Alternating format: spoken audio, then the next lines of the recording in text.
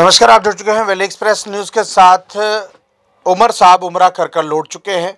खुशी की बात है। और उमर साहब उम्रा करने के लिए गए हुए थे। लगभग 5-6 दिन लगा कर आए हैं और यूटी के चीफ मिनिस्टर हैं। उम्रा करने के बाद क्या क्या गतिविधि होती है, क्या क्या करना चाहिए, पहले तो हमने अपनी तरफ से भी कहा, उनको मुबारकबाद पेश की है हमने।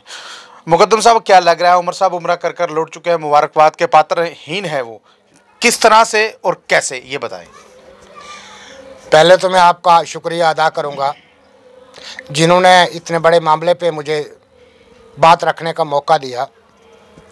दरअसल उमरा का जो मामला है, जो हज का मामला है, हमारे जम्मू कश्मीर यूनियन टेरेटरी के जो चुनिंदा गवर्नमेंट के जो चीफ़ मिनिस्टर हैं, honourable chief minister Omar Abdullah साहब, जो उमरा के लिए गए हुए थे और अब वे खैर खैरियत से अपने घर पे लौट चुके हैं।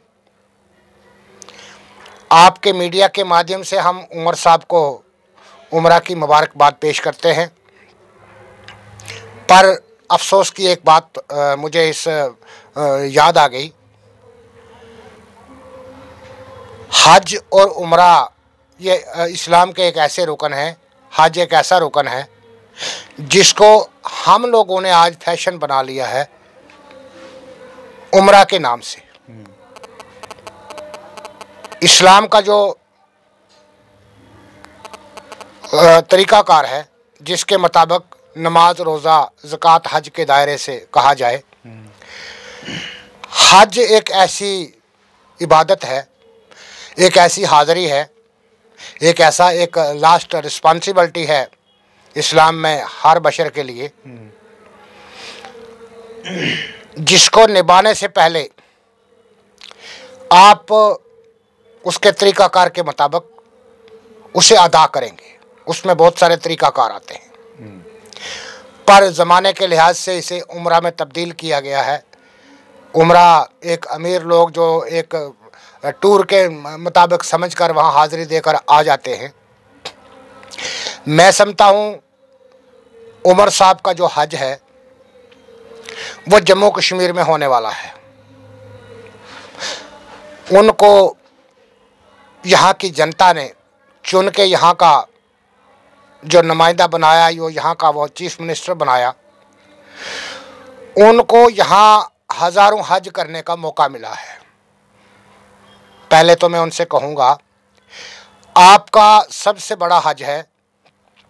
अगर आप 61,000 डेली वेजरों को परमानेंट करने का अधिकार का ऑर्डर सौंपेंगे धड़ल्ले से, तो ये सबसे बड़ा हज है।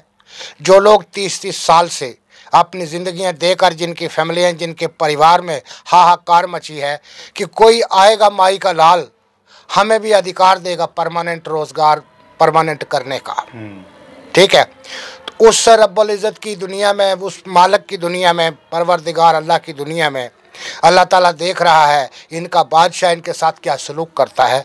61,000 डेली वेजरों को धड़ल्ले से परमानेंट करने का हुक्म सादर करता है। उनके लिए कोई फ़ाइट आगे सेंटर के साथ करता है, मिल बैठकर उसके लिए कोई रास्ता निकालता है ताकि वो लोग परमानेंट हो जाए, उन्हें अधिकार मिल जाए। और जो लोग, जिन लोगों की फैमिलियाँ बेचारे कई ऐसे मारे गए, उन लोगों को इंसाफ मिलेगा। ये एक हज से भी बढ़कर काम है।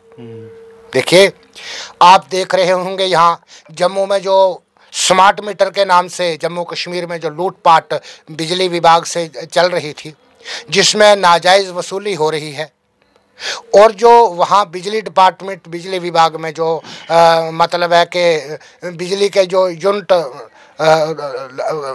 किए जाते हैं आइडेंटिफाई, अगर कोई 400 यूनिट जला रहा है, उससे 1200 यूनिट का पैसा ले रहे हैं, 500 का ले रहे हैं, 700 का। इस नाजायज़ वसूली से लोगों को बचाकर एक साफ तरीक़ाकार बिजली विभाग में लोगों को देंगे, यहाँ की जनता को। ये भी एक बहुत बड़ा हज है, आप समझ गए। बिजली विभाग में बहुत सारे जो मामले बिगड़े हुए हैं, जिनको चलाने के लिए ये अच्छी सरकार को, अच्छे चीफ मिनिस्टर को काफ़ी बड़े पैमाने का ध्यान देने की ज़रूरत है, टेक्निकली तरीक़ाकार के मुताबिक और कानूनी तरीक़ाकार के मुताबिक। खाली चीफ इंजीनियर और एमडी बिजली के साथ मीटिंग करने से कुछ नहीं होने वाला है। जब टेक्निकली तरीके से मैं बिजली के जो ऑफिसर हैं, जो महकमा जात है, उसके साथ आप जब सर्विस प्रोवाइड कराएंगे, कोई पॉलिसी बनाएंगे कि इससे नाजायज़ वसूली ना हो, कोई नाजायज़ गलत मतलब है कि यूनिट उसको फीड ना करे, गलत तरीक़ाकार के मुताबिक पब्लिक को सताया ना जाए, नाजायज़ वसूली ना हो, कोई जो नागरिक, हर नागरिक को बिजली के अब मिलनी चाहिए, बिजली के अधिकार भी मिलने चाहिए। हमारी बिजली विदेशों में बिक रही है, हमारी बिजली हमें मिलनी चाहिए। आपने 200 यूनिट फ्री देने का जो प्रॉमिस किया है वो भी अभी करना है। इन सारी चीज़ों को अगर आप बहाल करेंगे तो आपका हज यहाँ पे, बड़े पैमाने का हज यहाँ पे होने की संभावना है। आपने देखा होगा, आप किसी भी डिप्टी कमिश्नर की वहाँ चले जाए, आप डीसी ऑफिस में, इंतज़ामिया के पास, वहाँ एक रिलीफ सेक्शन होती है। जो बूले भटके लोग होते हैं, फायर इंसिडेंट में किसी का घर जल गया, कोई और इंसिडेंट में मारा गया, ऐसे बहुत सारी वारदातों के लिए सरकार वहाँ पर लोगों को बचाने की खातिर रिलीफ देती है। वहाँ एक रिलीफ सेक्शन बनी होती है। जो रिलीफ सेक्शन है वो आज चोरों के अड्डे बने हुए हैं। जिसको रिलीफ चाहिए उसको रिलीफ मिलता नहीं है। जिसका घर जल गया है उससे दुनिया भर की फॉर्मेलिटियाँ मांगी जाती हैं। जो चोर चक्का कहीं रिलीफ सेक्शन में आया, 2 कागज़ लेकर उसको चेक भी अंदरों अंदर ही जारी हो जाते हैं। ये चोर दरवाजे बंद करके जनता को अगर आप इंसाफ देंगे, आप देखेंगे court of assistant commissioner revenue, court of additional deputy commissioner, court of deputy commissioner, court of divisional commissioner, court of financial commissioner, ये रेवेन्यू की अदालतें जो जम्मू कश्मीर में लोगों को इंसाफ देती हैं, आप इनके जो रिकॉर्ड हैं, जो हेयरिंग के रिकॉर्ड हैं, वहाँ पर देख लीजिए कितने कितने सालों से दुनिया जूझ रही है, महामारी हो रही है, वहाँ पर किस किस किस्म के फैसले हो रहे हैं, किस किस किस्म की मुटेशन है, क्या क्या गिरदावरी के मामले हैं, क्या क्या कब्जे के मामले हैं, क्या क्या छानबीन चल रही है। किसी को लट्ठा नहीं मिल रहा, किसी को गिरदौरी नहीं, किसी को वो नहीं। इन अदालतों को जब आप एक कानूनी बिना पर सेटअप करेंगे, लोगों को राहत मिलेगी, आपका यहाँ हज हो जाएगा। कई लोगों के बाल बच्चों की जानें सर्व हो गई है। सरकार ने यहाँ बना रखी है क्राइम ब्रांच, एंटी करप्शन, ठीक है। एसीबी और क्राइम ब्रांच में आप ही देखो कौन सा फैसला होता है भाई। जब लोग एसीबी के पास जाते हैं वो कहते हैं हमने ये मामला क्राइम ब्रांच को दे दिया। जब लोग क्राइम ब्रांच में जाते हैं वो कहते हैं हमने ये मामला एसीबी को दे दिया, ठीक है। आम जनता को वहाँ पर इंसाफ नहीं मिलता। होनेबल हाई कोर्ट में या सुप्रीम कोर्ट में चंद दिनों में, महीनों में फैसला हो जाता है, लेकिन क्राइम ब्रांच में और एसीबी में 10-10 साल तहकीकात जारी है। तहकीकात जारी के नाम से पैसे खा के, रिश्वत खा के वहाँ के इन्वेस्टिगेशन अफसर फाइलें पुट्ठी कर देते हैं, और इंसाफ, असलियत का पता लगाकर कार्रवाई कराने वाला जो नागरिक है वो रोता है उस रब की वारगाह में, ऐ अल्लाह मेरे देश में कौन से हाकिम लाए, जिन हाकिमों की नज़र इन लुटेरों पे नहीं है, जो दरवाज़ा हमें इंसाफ देने के लिए बनाया है, उस दरवाजे पे इतनी चोरी है कि इतनी चोरी मैं कहता हूं कि बड़े पैमाने के चोर बाज़ार में भी नहीं। उन चोरों का भी कुछ असूल होता है, ठीक है। क्राइम ब्रांच का क्या हाल हुआ है, एंटी करप्शन जो है विभाग है उसका क्या हाल हुआ है। जो पुलिस है, एक थानेदार दिन को 40 केस निपटा लेता है। लोगों के मामले, कोर्ट के मामले, अदालत के मामले, इंतज़ामिया के मामले, 40 किस्म की प्रॉब्लम सलूशन निकालता है। शाम तक फिर वो रोटी खाता है, एक थानेदार, और साथ में जनता को सिक्योरिटी का प्रबंध भी करता है। आप समझ गए। लेकिन बड़ी बड़ी अदालतें यहाँ फेल बैठी हैं, जनता का कोई काम नहीं हो रहा। कभी आप यहाँ अगर नज़र डालेंगे, यहाँ के लोगों को अगर इंसाफ मिलेगा, आप समझ गए, तो यहाँ पर आपका हज होगा और आपकी नस्लों का भी हज होगा। सारे पाप आपके धुल जाएंगे। यानी कि आपका कहने का तरीकाकार ये है कि जो गरीब लोग हैं, जो परेशान हैं, जो गुर्बत में इस वक्त लोग परेशान हैं, उनको अगर निकाला जाए, उमर साहब उमरा कर आए हैं, अगर वो निकालेंगे, क्योंकि नजरें सब लोगों की उमर साहब पर है, क्योंकि यूटी के चीफ मिनिस्टर हैं। अगर ये कुछ करें तो इनका उमरा इनडायरेक्टली यहाँ पर लोगों की दुआएं और अल्लाह की इबादत से इनका उमरा यहाँ पर भी हो सकता है। बहुत बड़े पैमाने का जी। सरकार किस लिए बनती है? सरकार बनती है जनता के कामकाज को अमली जामा पहनाने के लिए।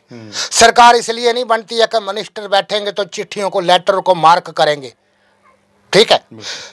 सरकार बनती है जनता के तरीकाकार को, एक मशीनरी को एक कारगर तरीकाकार के मुताबिक राहत देने के लिए उसे एक रास्ता खोलेगी। बिल्कुल, आप समझिए।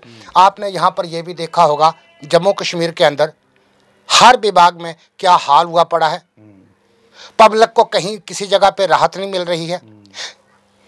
एंटी करप्शन ब्यूरो का बुरा हाल है, क्राइम ब्रांच का सबसे बुरा हाल है। जनता जाए तो जाए कहाँ, किसको सुनाए अपनी वारदात। आप देखेंगे यहाँ पर खासकर रेवेन्यू विभाग के अंदर, जहाँ पर आए दिन हर पटवार हल्के में जब निशानदेही कोई डिमार्केशन करने का मामला आता है तो पटवारी साफ क्लियर करता है लट्ठा दरिद्दा है। दूसरी तरफ जो पैसे देकर जो इनक्रोचर हैं वो जब बड़े पैमाने का घूस देते हैं तो उस समय फटाफट निशानदेही हो जाती है। आम नागरिक को कोई वहां सेवा नहीं मिल रही है, उस समय लट्ठा दरिद्दा हो जाता है। जनता का जो कामकाज है, ऑनरेबल चीफ मिनिस्टर साहब ने इसको सीधे रास्ते पे लाने के लिए उनका जो हज है, यहाँ पर उनके लिए लाखों हज के रुकन तरीकाकार इंतज़ार कर रहे हैं। देखिए, मक्का जाने से लोगों के हज नहीं होते। मक्का वाला कहता है आप ऐसे जितने मर्जी चक्कर लगाओ, मेरे यहाँ हाज़िरी होती है, लेकिन मैं देख रहा हूँ जो मेरी जनता के साथ जनता का हज करके जो आएगा उसके लिए मक्के वाला उसको मक्के से यहाँ पर आइडेंटिफाई कर लेता है। वो देख रहा है मक्के से कहाँ पर क्या हो रहा है। आपका हज यहाँ होने वाला है, आप यहाँ हज कर सकते हैं, आप यहाँ लाखों हज कर सकते हैं। आप समझ गए। लेकिन अगर आप यहाँ पे लाखों हज करने की नीयत से अपने तरीकाकार के मुताबिक अगर चलाएंगे तो यहाँ के आपके जो वज़ीर हैं उनके भी हज हो जाएंगे, आपकी नस्लों के भी हज हो जाएंगे। बाकी अगर आप कहें कि सरकार इसलिए बनती है, वो सेंटर से बात करेगी, ऊपर करेगी, बैठेंगे, गाड़ियाँ आएंगी, दौरा करेंगे, इसलिए तो ये एक मैं समझता हूँ जनता के साथ एक धोखाधड़ी 5 साल इसी तरह पूरे हो जाएँ।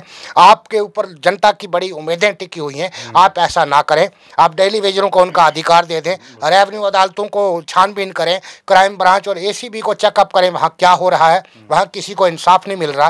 देखिए, जो आदमी किसी काम को नहीं लगता है आप उसे एसीबी में बैठा देते हो, वहाँ क्राइम ब्रांच में बैठा देते हो। आप मुझे बताओ, क्राइम ब्रांच ने और एसीबी ने आज तक पिछले 10 सालों से 20 सालों से किस किस को इंसाफ दिया भाई? कोई लिस्ट उठा के बताओ मुझे। एक थानेदार दिन में 40 मसले निपटा रहा है और क्राइम ब्रांच जो इतना बड़ा अदारा है, इसके ऊपर इतना लाखों करोड़ों रुपया खर्चा आ रहा है, वो महीने में कितने लोगों को इंसाफ दे रही है? कोई आर्डर बताओ क्राइम ब्रांच का आप मुझे। या तो उसे बंद करो, जनता को धोखा नहीं लगेगा। अगर उसे चलाना है अच्छे तरीके से चलाओ ताकि हर नागरिक को वहाँ इंसाफ मिले, पता लगे यहाँ कोई क्राइम ब्रांच है वो काम करती है। देखिए, आपने देखा होगा डेवलपमेंट के नाम से आए दिन सड़क है, बिजली फलाना है, ये है, उस तरह है। यहाँ तक कि गरीब आदमी की टैंकी और बाथरूम का पैसा भी चोरी हो जाता है पंचायत के अंदर। बिल्कुल। जो सड़क का जो साइट प्लान है, किसी इंजीनियर ने जनता को वो साइट प्लान की कॉपी दिखाई है, जिसके ऊपर पैसा पास हुआ है वो साइट प्लान की कॉपी दिखाते नहीं, और यही लोग पैसा निकाल के खा पी के डकार मार के चले जाते हैं, सड़क वहाँ पड़ी रहती है। जनता कहती है हम किसके पास जाएंगे। ये सारी चीज़ें जो हैं ये मायने रखती हैं सरकार के लिए। एक आम नागरिक जो एक गांव में बैठा है उसकी बिजली पानी तो दूर की बात है, मैं कहता हूँ जो टंकी बाथरूम जो उसके लिए सहायता सरकार ने रखी है, इंदिरा आवास योजना का कोई पैसा है वो भी सारे का सारा सरकारी लोग लूट के खा जाते हैं। उसके ऊपर आपका कंट्रोल होना चाहिए ताकि जनता को इंदिरा आवास योजना से या किसी योजना से लाभ हो सके। कोई खाने वाला जो गवर्नमेंट ऑफिशियल है उसको क्राइम ब्रांच पकड़ सके। बिल्कुल। देखिए, आपका कोई लीडर, यहाँ का कोई लीडर मुझे बताओ जो कहता हो फलाने जेई ने, फलाने एक्सीएन ने, फलाने VLW ने, ब्लॉक डेवलपमेंट अफसर ने फलान जगह गड़बड़ की है, पैसा गलत इस्तेमाल किया है, खाया है, वो क्यों नहीं कहते? क्या उनकी पार्टनरशिप है इन लोगों के साथ? जनता रोज भटकती है लेकिन कोई लीडर नहीं कहता कि यहाँ पर ऐसा हुआ है। क्यों नहीं कहता? ये सवालिया निशान खड़े होते हैं कि क्या पता भाई लीडर लोग भी इन लोगों से कोई कमीशन ले रहे हैं। आपकी सरकार है, आपकी चुनिंदा सरकार है जम्मू कश्मीर के अंदर, देखो महाराजा हरि सिंह के दौर में ऐसा नहीं होता था। जो चौधरी होते थे, जो हम मुकद्दमजादे लोग होते थे, अगर इतनी सी भी शिकायत आ जाए तो हमारी मुकद्दमजादगी ख़त्म कर दी जाती थी। और हमारे जो चौधरी लोग थे, जो ज़ैलदार लोग थे, जो मुकद्दम लोग थे, वो इतनी सारी बात अपने ऊपर आने नहीं देते थे कि कोई ऐसा ना हो जाए हमसे कर्म जिससे हमारी काल जो पगड़ी है वो मुंह जो छुपाने के लिए लायक ना रहे। लेकिन यहाँ जो मर्जी बोलो, कोई असर नहीं होता है। हम आपके मीडिया के माध्यम से कहेंगे, उमर साहब को हम दोबारा मुबारकबाद पेश करते हैं। हम कहते हैं आप लाखों हज कीजिए। आपके लिए यहाँ अल्लाह ताला ने आपको हज करने का अखाड़ा दे दिया है। मक्के वाले ने आपको मक्का यहीं दे दिया है, आप यहीं हज कर सकते हैं। पर यहाँ हज करने के लिए आप तैयार हो जाइए, तब आपका हज होगा। बाकी यूँ आप कहेंगे हम मक्के चक्कर लगा रहे हैं, मक्के वाला इतना कमज़ोर नहीं है, उसका कायदा कानून इतना कमज़ोर नहीं है। उसके कायदा कानून के तरीक़ाकार के मुताबिक हज होता है, उम्रा होता है, वरना पास नहीं होता है। देखिए उमर साहब हज कर आ चुके हैं, यानी कि उम्रा कर आ चुके हैं। और मुकद्दम मोहम्मद अयूब गुर्जर साहब का क्या कहना था कि देखिए आपके पास ये मौका है, आप जम्मू कश्मीर यूटी के चीफ मिनिस्टर हैं, आप रोज़ हज कर सकते हैं, आप रोज़ उम्रा कर सकते हैं अगर किसी गरीब को उसका हक मिल गया तो। सबसे बड़ी बात यहाँ पर जो 61,000 डेली वेजर हैं, अगर उनको उनका हक मिल जाता है तो उससे बड़ी हज क्या होगी। देखिए उमर साहब आप हज कर आ चुके हैं, हम उसकी मुबारकबाद आपको भी पेश कर रहे हैं। यहाँ पर एक विभाग है, यहाँ एक विभाग है, उसे बोलते हैं औकाफ इस्लामिया। औकाफ इस्लामिया वालों से अगर कोई पूछे जो निकाह का रजिस्टर होता है आपने किस किस को जारी किया है, उनको पता ही नहीं है वो रजिस्टर कहाँ है, उनसे पूछा जाए। औकाफ इस्लामिया जो है वक़फ़ सेंट्रल जिसे आप कहा जाता है, उसके क्या हालात हैं, उसके कायदा कानून किस कदर बिगड़ चुके हैं। ठीक है, ये सारी चीज़ों को जब आप कंट्रोल करेंगे, यानी कि डिपार्टमेंटों के बीच में जाकर सुधार करना पड़ेगा। देखो ना, कायदा कानून पॉलिसी बनी है बाकायदा सरकार की, कहाँ पे लॉ एंड ऑर्डर का उल्लंघन किया जा रहा है। देखिए आप कहते हैं प्रॉपर्टी वक़फ़ की है, प्रॉपर्टी अगर सरकार की है, वक़फ़ की अगर वहाँ पोजीशन है, तो मौके पे आप देखो, आप वो बोलते हो इतनी पोजीशन है, वो पोजीशन गई कहाँ पे। औकाफ वाले खुद नहीं बता पा रहे हैं कहाँ पर क्या हमारी पोजीशन है। उन जिन लोगों को आप एडमिनिस्ट्रेटर बनाते हो, पहले आप उनका इंटरव्यू ले करके देखो क्या वो लोग एडमिनिस्ट्रेटर के लायक हैं या नहीं है, लायक है कि नहीं है कि नहीं है। क्या वही लोग वक़फ़ बोर्ड को खोखला कर रहे हैं, आप समझ गए।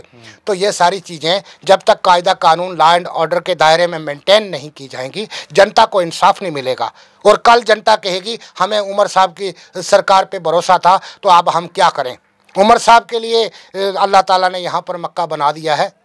आप यहाँ पर जब हज कर लेंगे तो मक्के वाला आपके लाखों हजों की मंजूरी यहाँ पर ही आपको दे देगा। बहरहाल देखिए उमर साहब कहीं ना कहीं देख लीजिए, मुकद्दम साहब जो बोल रहे हैं वो इसलिए बोल रहे हैं कि आपको यहाँ पर ही हज करने का मौका मिल जाएगा जब किसी गरीब गुरबत वाले व्यक्ति को जब आप इंसाफ दिलाएंगे। डिपार्टमेंट बहुत करप्शन हो चुकी है, लेकिन उमर साहब उम्रा कर आ चुके हैं और डेली वेजर की नज़र जो है वो उमर सरकार पर है, उमर साहब पर है। कब होगा कैसे होगा ये वक्त ही बताएगा। बहरहाल ये लाइव दृश्य अगर आपको अच्छे लग रहे हैं अपनी महत्वपूर्ण राय कमेंट बॉक्स में रखिएगा। इस वीडियो को